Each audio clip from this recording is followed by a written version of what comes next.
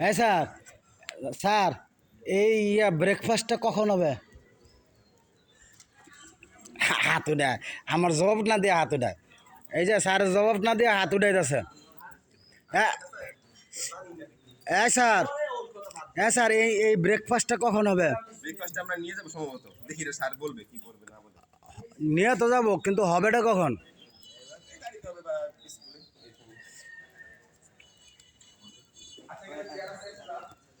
নাস্তার দিক খবর নেই, সকালে নাস্তা নাই।